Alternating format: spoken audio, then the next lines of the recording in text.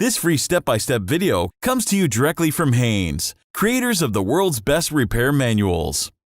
Fix your car or truck the right way with our accurate and reliable information at your side.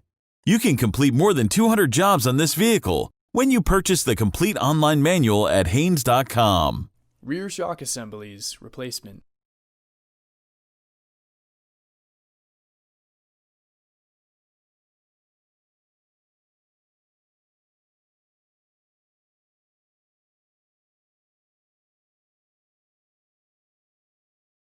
Chock the front wheels to prevent the vehicle from rolling.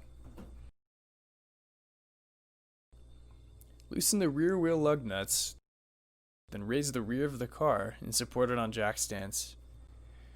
Remove the rear wheels. Open the trunk, peel back the carpet for access to the upper mount. Remove the 2 shock absorber upper nuts. Don't remove the center nut.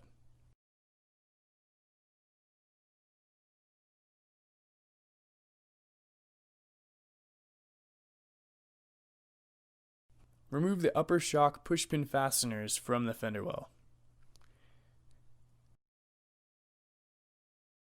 Working from within the fender well, remove the shock absorber lower mounting nut and bolt.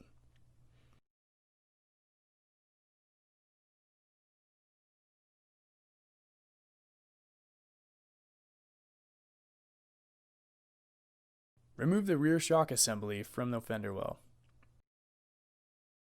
Guide the new or overhauled shock absorber assembly into the fender well in the same orientation as it was removed. Insert the upper mounting studs through the holes in the body. Install the nuts so the shock won't fall downward, but don't tighten them yet. Push the lower end of the shock into its bracket on the knuckle.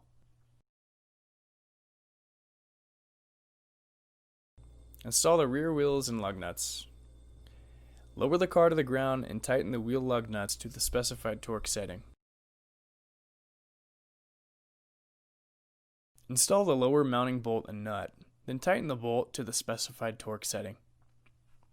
Tighten the shock upper mounting bolts to the specified torque setting.